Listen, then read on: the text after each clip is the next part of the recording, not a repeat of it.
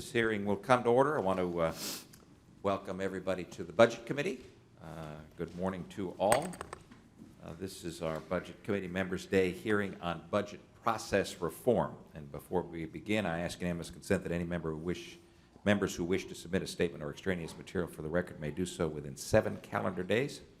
And since the House is scheduled to have votes later today, consistent with Clause 4 of House Rule 16, the Chairman is to be authorized to declare a recess at any time without objection, so ordered. Each year we hold a Members' Day hearing in order to hear firsthand from our colleagues about their ideas for the federal budget itself. Today we meet to hear from our colleagues about their ideas to help improve the process by which we go about creating and enforcing such a budget. This committee is currently engaged in a broad effort for which we've held several hearings already to enact a rewrite of the Congressional Budget Act of 1974. Critical to the success of not only that reform, but the eventual successful implementation of a new budget process will be input from our colleagues and fellow members. We want to welcome the ideas and the unique perspectives from our colleagues and the items that they bring to this discussion, and we look forward to receiving their testimony. Before we begin with that, I would like to ask my colleague, Ranking Member Mr. Yarmouth, if he has any comments to make. Thank you, Mr. Chairman, and I join you in welcoming our colleagues here today as we discuss possible approaches to budget process reform. While I'm certain that this group of witnesses will share their many thoughts and ideas with us throughout the day, I feel I must reiterate something I've said in our recent hearings on this topic. Budget process reform means nothing if you lack the political will to even pass a budget itself. So I would hope that while we very much support these efforts to find a more efficient and effective budgeting process, that we also commit to convincing an adequate number of our Republican and Democratic colleagues to assume a governing mentality and work together to generate the political will to actually do the people's business here. And with that, I thank you for holding the hearing and look forward to our colleagues' testimony, and I yield back. I thank the gentleman for his comments and just would commend the statement that Mr. Yarmouth made, and that is that we need a cooperative spirit from both Republicans and Democrats. Both parties, when in the majority, have had some challenges with budgeting, and so I appreciate those remarks and look forward to the comments from our colleagues.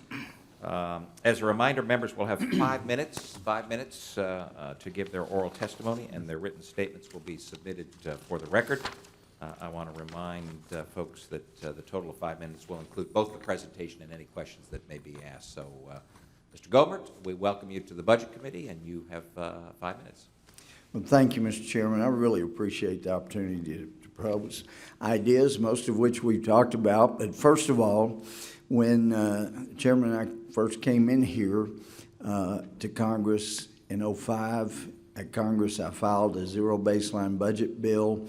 It just didn't make sense that since there's no individual, no family, no company, no charity, no partnership that has an automatic increase in their budget every year, the government should not be the only exception. We ought to eliminate the automatic increase every year. That way, when we slow down the rate of increase, it is a cut instead of a draconian cut as it's been painted for years. When it went nowhere that first term, we were in the majority. We went into the minority, and I got a promise from our new Speaker, Boehner, that he would bring it to the floor under someone else's name, but only if Paul Ryan, as budget chair, would bring it through committee. He didn't know Paul had already promised me that he would bring it out of committee, and finally, when Rob Woodall took the lead on it, then it got legs. There's one thing that we have a minor difference on.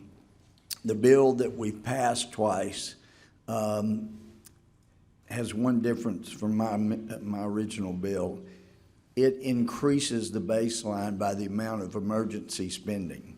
And I think emergency spending ought to be a one-time thing and not increase the baseline. But I was thrilled when we passed it out of the House. I would urge the chair to make that a big part of what we do. Also, when Chairman Ryan was here in budget, he told me that he loved the idea of a two-year budget like Texas had. And I know we have appropriators that aren't happy about it, but I don't think they get the vision. You spend 1 year doing a budget, doing a overall appropriation, then the next year you can govern and you can go back and cut or increase and do those things you need to in that second year. I would really like to see us do that. Third, Speaker Boehner had the House members' budget cut by over 21, about 22% over a 2-year period. It hurt because we were fighting with the Senate over what was right for America, and we were cutting our forces while they were increasing theirs. But we did it because I thought we were going to use the cut against ourselves to parlay to force every agency, every department to do the same thing. It never happened. We cut ourselves nearly 22% over 2 years. We ought to tell every department, every agency, you can do it too. We've done it, we survived, and obviously we're still in business. And we're not gonna lower the amount that you get back to the people who, in the states and local government, the areas where money's dispersed to. That's not gonna be cut. But what you're operating on sure is going to be cut. We did it, you can do it. And that's when it makes sense for what we did to ourselves. Fourth, I think we've got to go ahead. This body has done it under Republican leadership, and that's a balanced budget amendment. I have a balanced budget amendment this session, but I didn't vote for the balanced budget amendment last time because it did not have a cap on spending. I couldn't believe after I got here that it turns out it's easier to find ways to increase revenue by fees, taxes, whatever, call them a different name, than it is to actually do cuts. And so unless the balance of budget amendment, I'm convinced, unless it has a cap on spending, it will force more and more taxing until we spin out of control going upward with taxes. So the proposal in my bill is a 18.5% of GDP. GDP in 2015 was 17.947 trillion. If you took 18.5% of that, you're looking at around 3.32 trillion for a budget. And some would say, well, that's a draconian amount. Well, actually, it would make us just balance the budget this time. So I appreciate the opportunity to be here. I know the chair, you know these ideas, and so I hope that we can get something done this time. Thank you. Thank you, Mr. Gohmert, for your comments, your recommendations, and I don't have any prepared statement from you. Are you able to share some of that work, at least the Sure. legislation that you proposed with You the bet. staff? That'd be great. Yes, we'll get that to you. We'll certainly Thank you. do that. Thank you Sure. very much. Mr. Ribble, you are recognized for 5 minutes. Excuse me. Thank you, Mr. Chair. Welcome back to the Budget Committee. It's good to be back to the Budget Committee, and thank you, Ranking Member Yarmouth, thank you, and members of the committee. I'm happy to be back here to discuss how we might improve our budget process to make Congress work better, smarter, and more efficiently. I was pleased to hear your opening comments on bipartisanship, and I think I have an option for you. There are 237 members currently co-sponsoring biennial budgeting because the current budget process has simply not worked, and it's only gotten worse. Since the Congressional Budget Act was enacted in 1974, Congress has never passed both a budget resolution and all of its appropriation bills on time in the same year, not even once. It gets worse than election years. In the 40-year history of the current budget process, only one time has Congress enacted a budget resolution on time in an election year. That was 1976, just 2 years after the '74 Budget Act was signed into law. In fact, in the last 17 years, Congress has failed to even pass a budget in election years 77% of the time. Once again, in this very election year, with the House under Republican control, we have failed to produce a budget. I would assert that that is why 182 Republicans and 55 Democrats are supportive of biennial budgeting. That represents 54% of the Congress as a whole, 72% of Republicans, and nearly 1/3 of Democrats. It's probably also why a bipartisan majority, 56% of this committee, as well as 54% of the Rules Committee, including Chairman Sessions, are co-sponsors on the bill. The bill is also co-sponsored by Speaker Ryan, Conference Chair McMorris Rodgers, NRCC Chair Walden, Conference Vice Chair Jenkins, Republican Policy Chair Messer. It has a majority of all committee chairmen and a majority of the 100 subcommittee chairmen, as well as support from across the entire ideological spectrum in the larger House. Given this level of support, Mr. Chairman, one must wonder if the most democratic body in the world, the People's House, still operates as a democracy. Because of Congress' failure to complete its work, we're forced to rely on continuing resolutions or omnibus appropriations bills that are hastily passed, usually without improvements to policy or programs that come from effective oversight. This keeps us from doing the job we were sent here to do, and it's clear there's wide agreement that this must change. Given 4 decades of failure, let me explain why biennial budgeting should be part of the solution. First, biennial budgeting will provide greater certainty by moving budget decisions furthest away from election year politics, enhancing the likelihood of passing a budget and providing for a budget in an election year. Second, having a budget for 2 years will reduce the need for frequent stopgap measures like continuing resolutions. Third, moving to a biennial process would free up more time on the House floor to tackle mandatory spending, tax policy, and other essential work that the Congress must do. Fourth, not only will biennial budgeting tilt Congress' focus to oversight, it will also reduce the use it or lose it mentality that wastes precious taxpayer dollars at the end of every fiscal year. Nearly 20% of all spending occurs in the last few weeks of the year, and nearly a $35 billion increase in spending occurs in average the last week. Interestingly, since I've been here, each time the system falls apart and leadership must cut a deal to keep government running, it's always a 2-year agreement. This led to the Budget Control Act of 2011, the Bipartisan Budget Act of 2013, the Bipartisan Budget Act of 2015. Biennial budgeting is an idea whose time has come. The House is seeking to work its will with an overwhelming bipartisan majority. In fact, during the last Congress, this very committee passed this exact bill with your supporting vote, Mr. Chairman. Since I've been in the Congress, this was the only bill in 6 years that has passed out of the Budget Committee on recorded vote that had broad bipartisan support. And in fact, Mr. Chairman, every single member in attendance today has supported it. I'm eager and ready to work with you on this bill as it moves forward. In light of Speaker Ryan's commitment to a bottom-up process, I would like to know, Mr. Chairman, what your intentions are about this broadly supported bill. Will you move to a markup and bring this bill to the floor? And with that, I yield back. I thank the gentleman for his work. He's done yeoman's work on this and obviously talked, I suspect, with every member of the House. I don't know. You've certainly gotten Pretty sure. a significant majority. As the conversations that you and I have had on multiple occasions, as you know, the 2 concerns that I've had are making certain that we're not losing the ability to do reconciliation on an annual basis.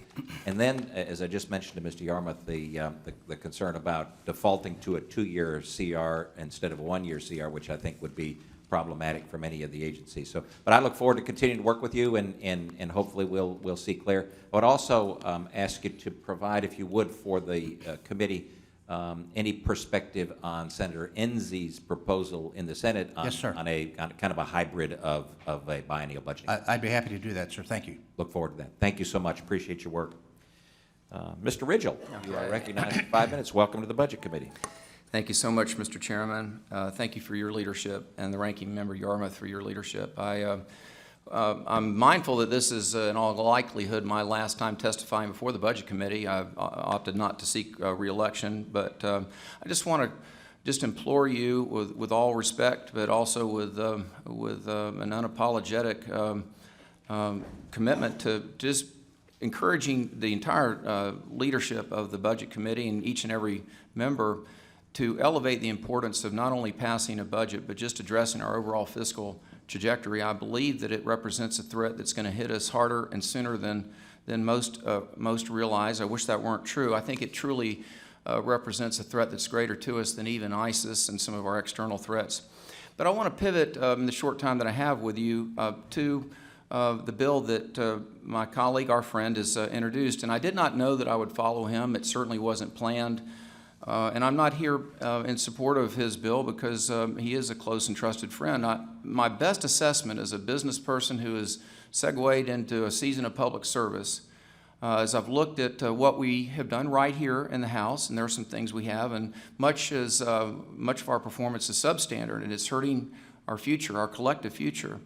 I'm convinced, as I look at the alternatives, that the measure that Mr. Ribble has brought forward really represents the best path. And I am struck by the bipartisan nature of this. The collective will of the House is expressed as it is right now in the co-sponsorship. And I really believe that to make a substantive change to this institution in a positive way, that the advancement and the passage of that bill would in a substantive way accomplish that.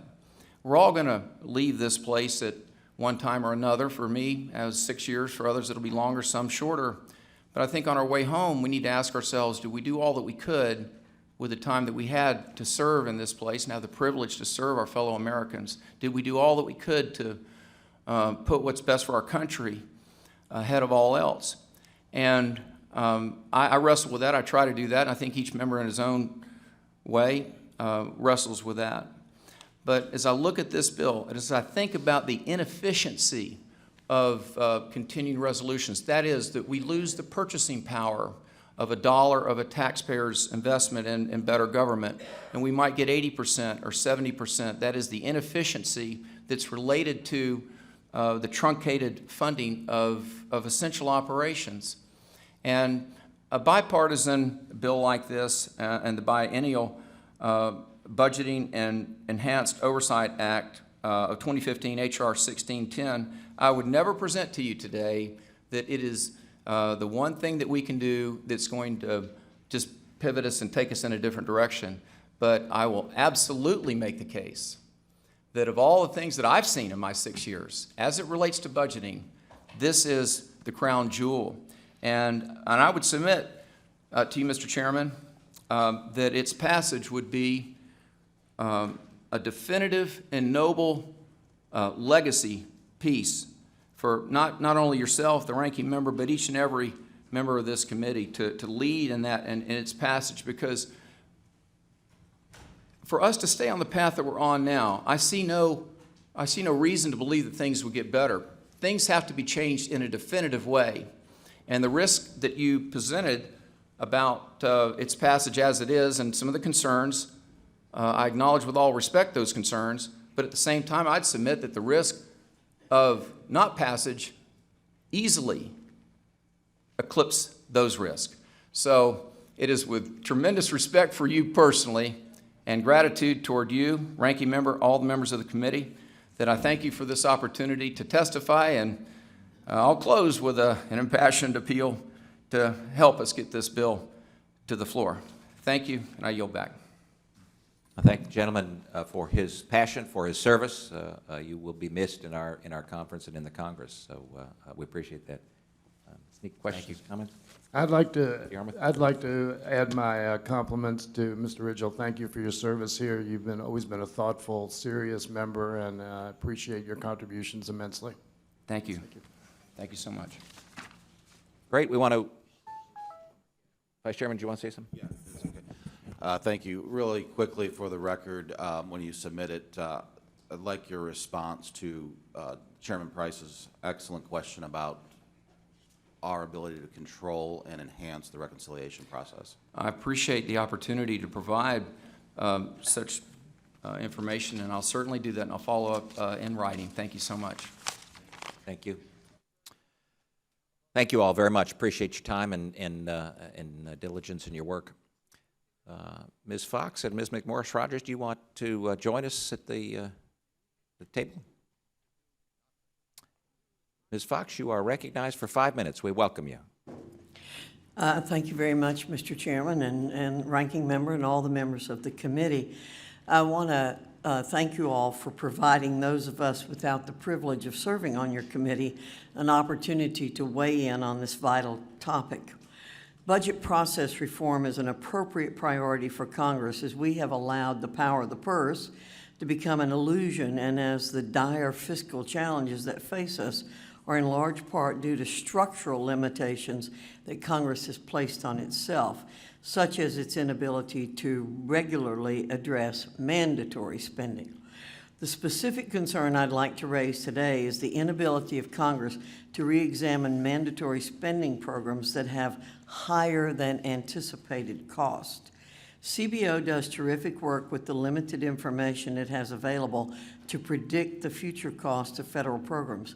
Unfortunately, the nature of that imprecise science leaves those forecasts unreliable and subject to changes in circumstance. Occasionally, spending on mandatory programs comes in lower than expected, as with Medicare Part D, but more often it comes in higher than expected, as in cash for clunkers and a number of other instances. It's my hope that this committee will encourage CBO to review the accuracy of its past cost estimates in order to better understand the confidence Congress can place in them. Outside of its economic forecast, that type of look-back review does not appear to be a regular practice by CBO.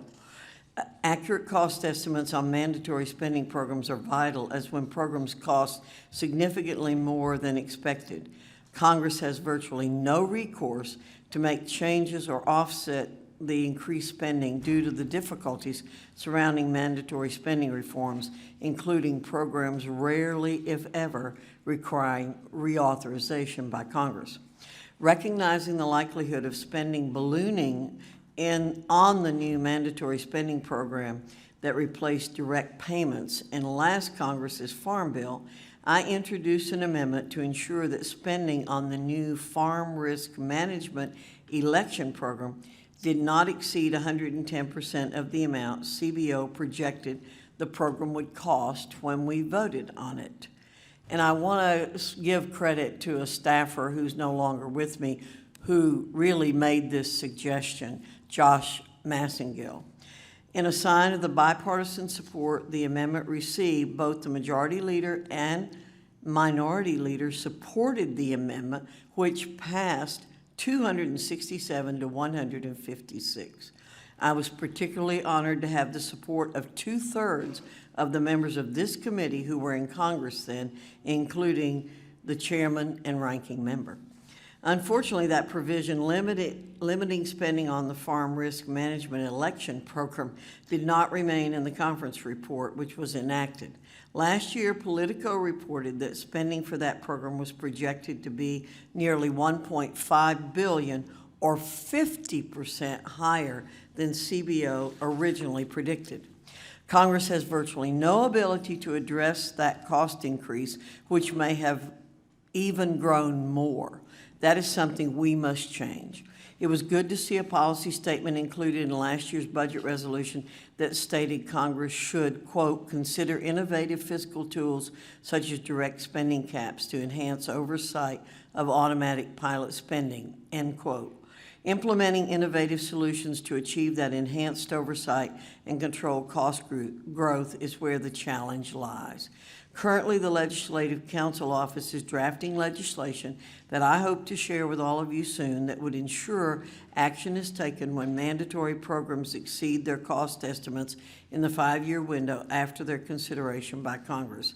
Any mandatory spending program authorized or reauthorized after enactment of my legislation would be limited to spending 110% of the amount CBO estimates its cost to be when Congress approves it, or 125% of that cost estimate for Social Security, Medicare, poverty, or veterans programs.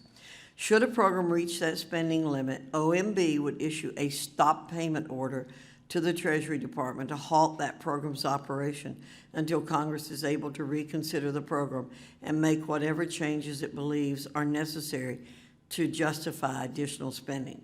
A number of reporting requirements are included to ensure Congress has ample warning that a program may reach its limit and ensure reforms or offsets can be considered before any stop payment order is initiated. That draft legislation is merely one way of reaching the goal of ensuring programs authorized by Congress spend the amount Congress anticipated.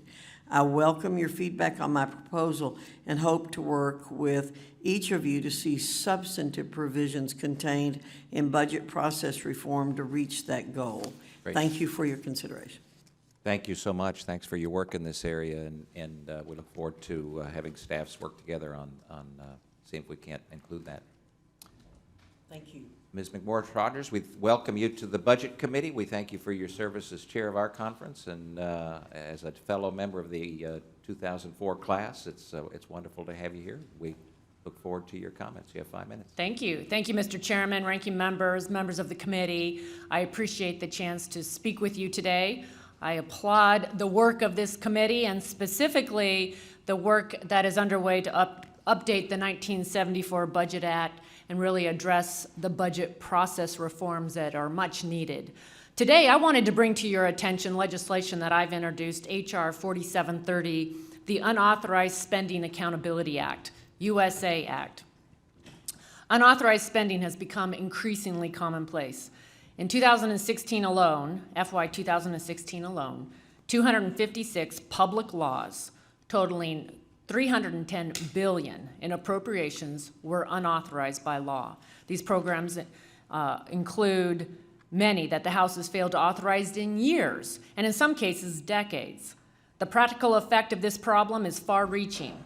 Unauthorized spending reduces Congress's ability to direct and hold agencies accountable, effectively leaving limited consequences for agencies that refuse to comply with the legislative branch.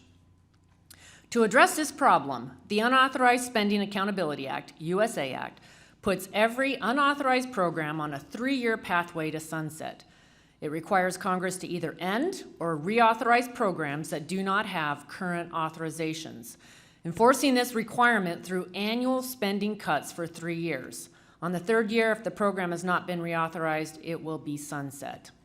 Congress must also work to develop a sustainable authorization schedule that will allow us to do our job in a more streamlined, effective manner. The legislation proposes a bicameral commission that would be required to set a schedule under which all discretionary programs would be subject to the same set of annual spending cuts. This creates a durable, permanent mechanism to ensure no programs exist without congressional authorization. Finally, direct spending, which includes entitlement programs such as Medicare and Social Security, are ballooning out of control. By 2040, mandatory programs and net interest payments will represent over 3/4 of total spending. The USA Act also creates a way for Congress to address direct spending through the schedule set by the Commission. In any year Congress fails to reauthorize programs and wishes to maintain prior year spending levels, the Commission will be required to report direct spending reductions equal to the amount of the spending cut. Congress would be required to enact those direct savings in order to override the spending cut. To return power to the people, Congress must hold unaccountable bureaucrats and the maze of federal agencies responsible. By reauthorizing programs, Congress will be able to rebuild its constitutional authority to represent the American people by truly exercising the power of the purse. As we review, rethink, and in some cases eliminate programs, we are responding to the people through this action, and I encourage your consideration. Thank you for your testimony. Anybody have any comments or questions? Yeah. We appreciate your work on this and look forward to working together continually as we move forward with the process of rewriting the Act. Great, thank you. We welcome the chairman of the Judiciary Committee, Mr. Goodlatte, to the austere budget and humble budget committee room. We welcome you, and you have 5 minutes.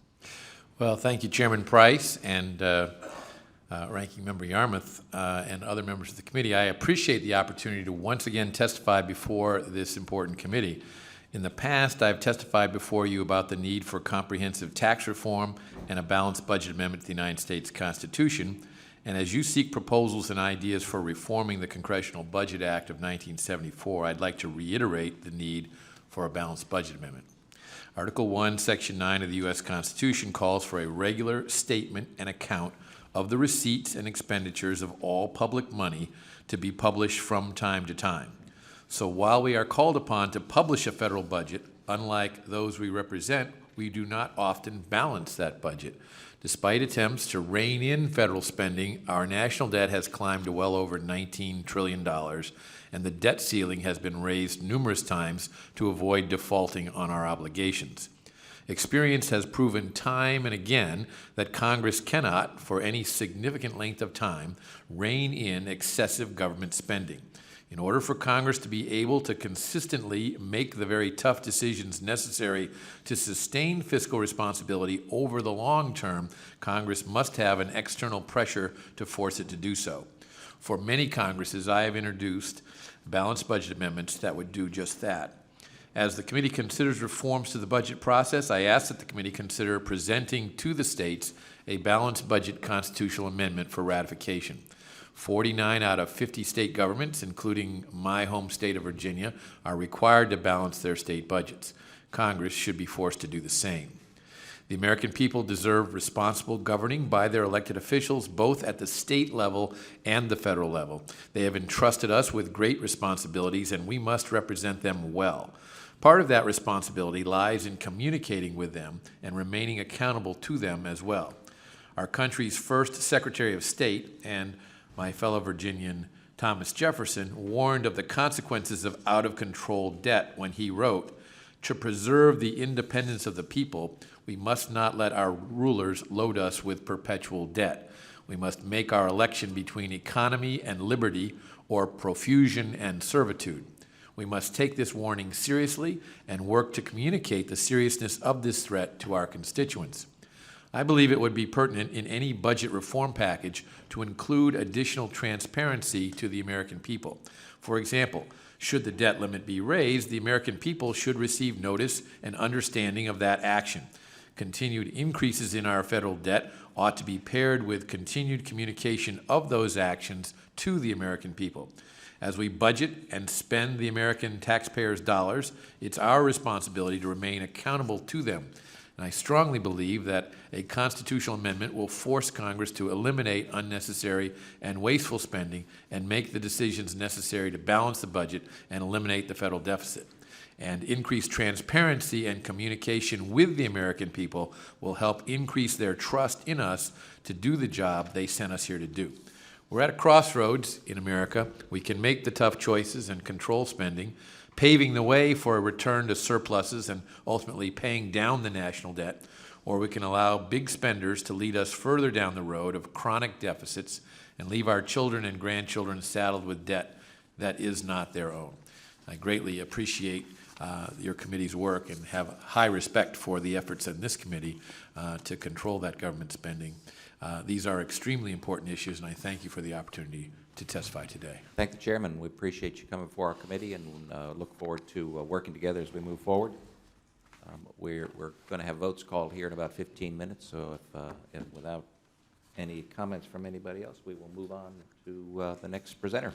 Mr. Renacci, member of the Budget Committee, we want to welcome you to that side of the dais and look forward to your comments. You have 5 minutes.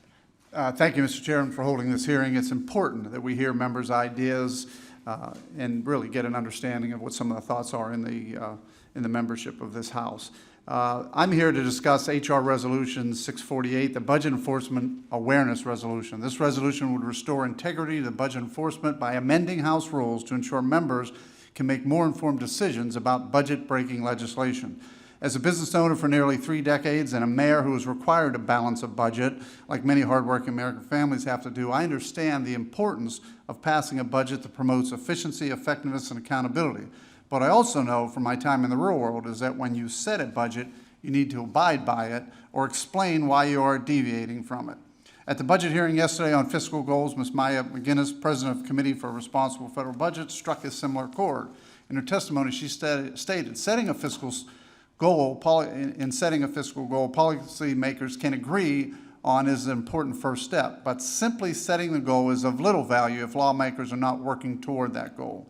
To reinforce the fiscal goal, it is essential that it be accompanied by fiscal rules to enforce the goal. While process is not a substitute for political will, putting in place budget rules and procedures to steer policymakers toward a fiscal goal can be extremely helpful. I agree with Ms. McGinnis. One way to encourage greater respect for fiscal goals is ensure that all members know when legislation under consideration violates those goals. That's why in March I introduced H.R. 648, the Budget Enforcement Awareness Resolution that would strengthen budget enforcement, promote accountability, and heighten awareness of attempts to break the budget. Currently, the primary mechanism to raise member awareness regarding budget-breaking legislation is a member ability to raise various budget-related points of order on the floor. In the House, however, these points of order are routinely waived by the Rules Committee, which sets the conditions under which each bill will be considered on the floor. These waivers reported by the Rules Committee are given blanket protection. There is no specificity in the underlying resolution on which to call for a vote. Moreover, the rule itself is privileged. Thus, absent defeating the previous question of the rule, no amendments to it are in order. Therefore, unlike in the Senate, a House member is usually stripped of the opportunity to ensure all fellow members know the House is considering budget-breaking legislation and to put colleagues on record as to whether they want to proceed with the legislation. Last year, I asked several members if upon passing the 21st Century Cures Act or the Fixing America's Surface Transportation Act, they knew they were breaking the budget. Their answer was no. They weren't, because it was paid for. That just wasn't factual. Both of these bills broke the budget. The Budget Enforcement Awareness Resolution would change that awareness. Specifically, it would amend the House rules to require the Rules Committee to specify each budget-related point of order that they are waiving as part of the rule. Make that rule subject to a narrowly written method by which the rule may be amended through offering a privileged motion to amend the provision waiving the budget-related points of order and require up to 20 minutes of debate on a vote on that motion. I can anticipate the hesitancy from some, warning this would slow down the House legislative efficiency on moving important pieces of legislation. However, in this time of skyrocketing national debt, we need to make more informed decisions of the fiscal consequences of a budget-breaking legislation under consideration. Similar to when American families and businesses make decisions on their own finances, some circumstances might arise where it is justifiable to deviate from the budget. But that is the decision that should be made by the majority of the House members, not a majority of one committee. The Budget Enforcement Awareness Resolution, a bipartisan bill supported by several members of this committee, the Committee for a Responsible Federal Budget, and the Concord Coalition, will give all lawmakers a chance to highlight the lack of fiscal responsibility in legislation and provide accountability for deviations from the budget. We need to restore integrity to budget enforcement. Thank you for the opportunity to testify. I look forward to working with my colleagues on this committee to incorporate this resolution into the budget process reform package. Thank you, Mr. Chairman. I yield back. Thank the gentleman. Thank you for your passion and knowledge on these issues, and we look forward to working with you.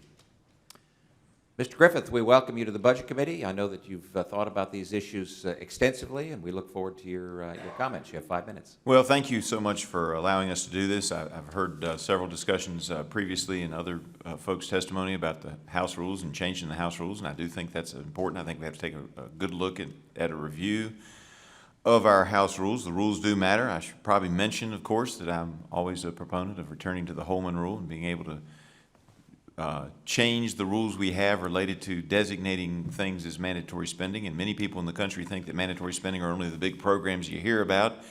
And there are hundreds, if not thousands, of little programs that qualify for mandatory spending that I think we need to take a look at. That's not really the purpose of my comments this morning, but with the discussion of rules, I find myself drawn to do that. I do think it's important that we also recognize that the House and the Senate are in fact supposed to operate independently of each other. Jefferson was very clear about that, and it wasn't that many years ago that you could not, in debate on a subject bill, discuss Senate action or what the Senate was likely to do. I think personally we probably ought to go back to that, because too often we'll hear in debate people say a bill won't pass in the Senate. It's not our job. Our job is to figure out what we think is right as members of the House. We have a bicameral legislature for a reason. The Founding Fathers didn't want it to be just one body of the closest representatives to the people, that would be us in the House, or just those at the time appointed by the legislature but representing an entire state, now elected. So I do think it's important that we recognize that. And that then brings us to the Congressional Budget and Impoundment Act of 1974. Now, I've often wondered, and I've answered the question twice, but sometimes I forget things, have to go back and look at it again, how it is we're bound by a 1974 act when it's dealing with the rules and the processes in the House. And the answer is because when we take that first vote every year on the rules to govern us for the following 2 years, after every election, we reincorporate automatically the provisions of the Congressional Budget and Impoundment Act of 1974. Those are not working for us, and we've seen that. It's time that we go back and take a look at what we're doing.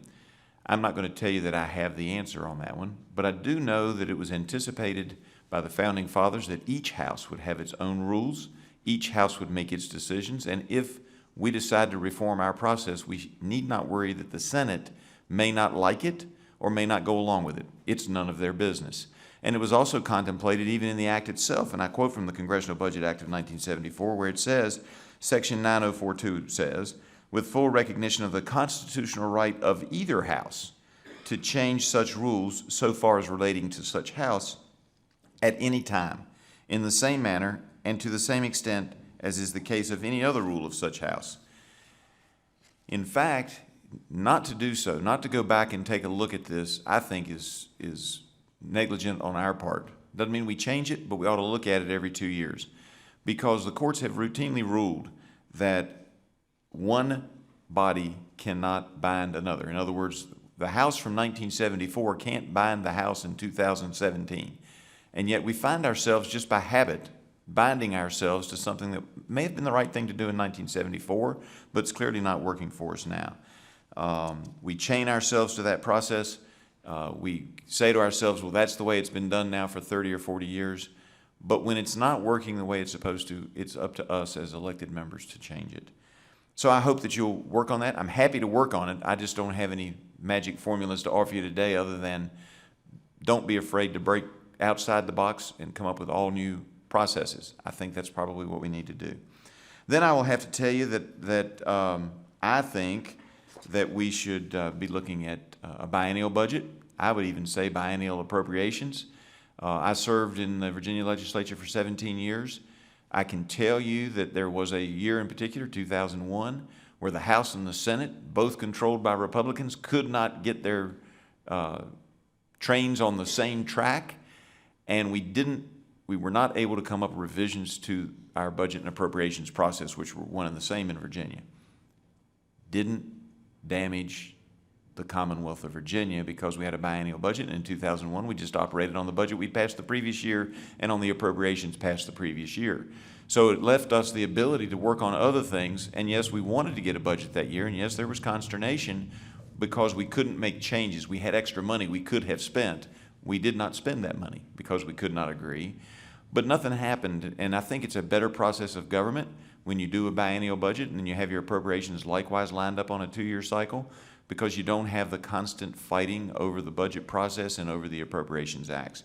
So I would say to you that I think these are important things that we need to do.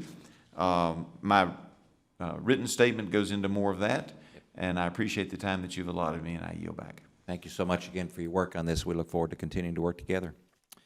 Mr. Hardy, you are welcome here in the Budget Committee. We thank you for your attendance and your participation, and you're recognized for 5 minutes. Thank you, Mr. Chairman, for the opportunity to be here. It's a privilege, and I am a firm believer that a robust conversation and debate will lead to a better outcome. I know that I don't need to say to you that the better outcome is what we need here in Congress when it comes to the budget process.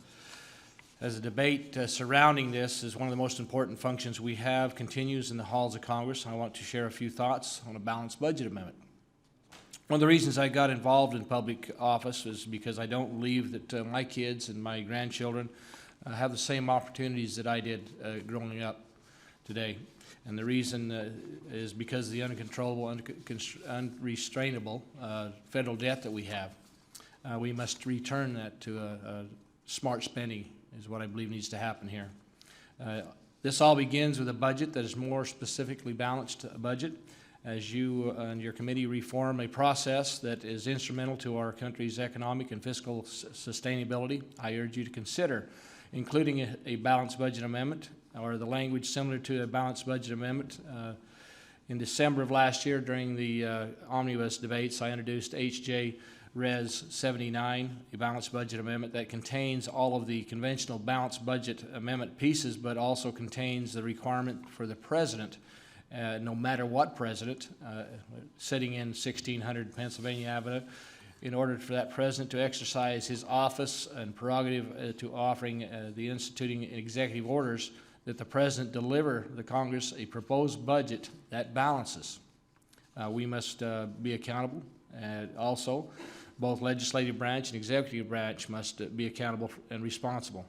We are in this together, and I'm a former business owner, and I know what it takes to balance a budget from my end, and I know things are quite a bit different here in Congress than they are in the regular business, but we can get close to it, and we need to do that. Every family has to balance that budget, so I know that the federal balancing, that Congress needs to take that steps back and take some pointers from where we come from in the business sector and in the private sector. And our outlays cannot exceed our receipts, so to speak. It's a starting point, I think, to look at some kind of a balanced budget, simple or otherwise, but I think it will excite this country again to understand that we're living with I think we truly have a spending problem, not a revenue problem, and we need to get that back. We have the ability to rein in and guide our country, and that's what we're here to do, and it takes time to steer the ship in the right direction, but I think we can do it.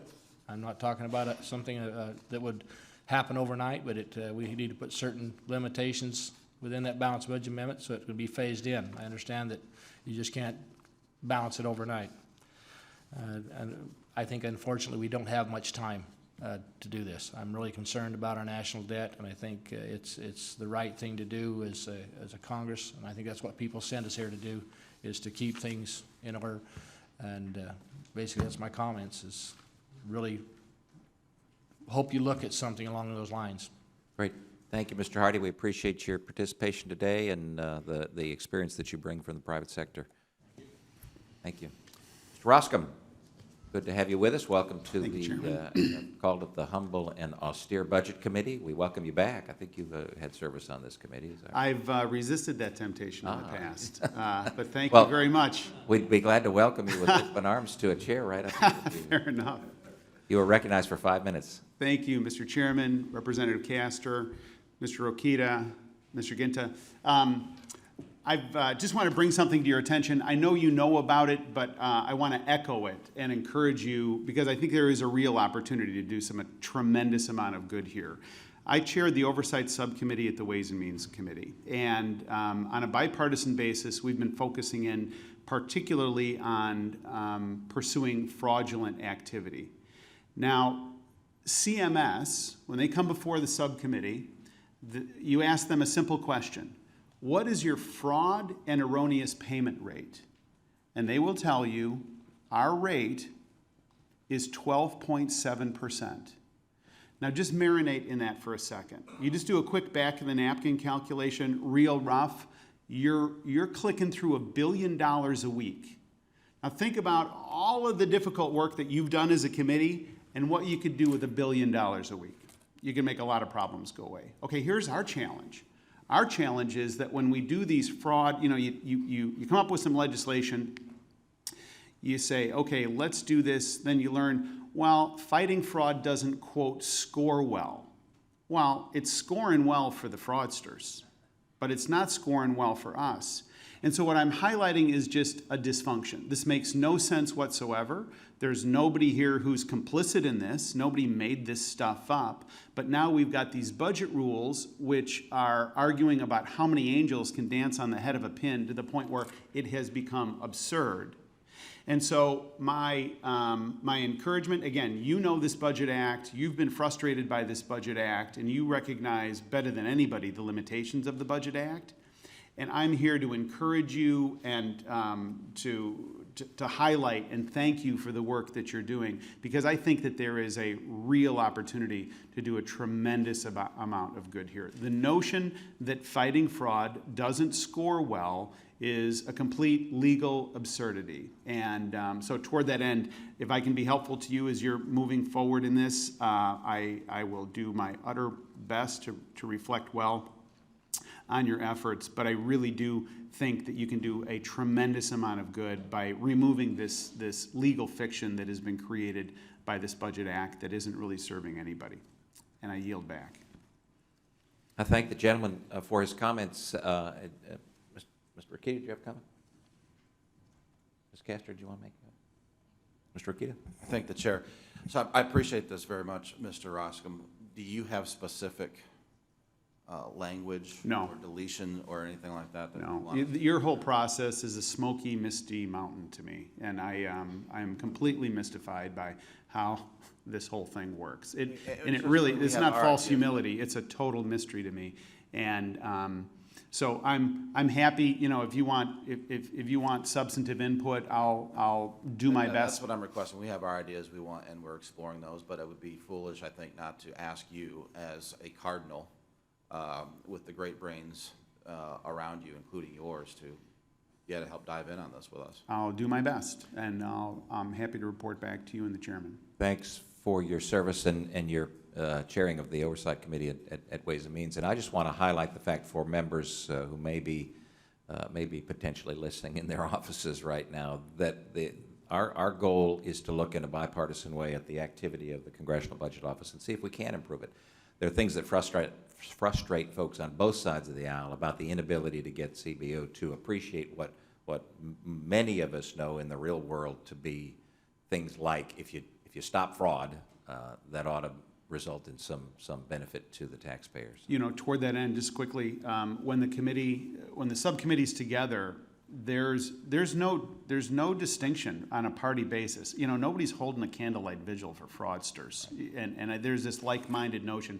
Let's go after these people. They're manipulating and they're thieving, and we can do it. And then to hear that it doesn't quote score well is just, you know, it's absurd. Great. Thank you. Thank you. That completes the committee's business for today. I'd like to thank all the members who shared their views before the Budget Committee, and this committee stands adjourned.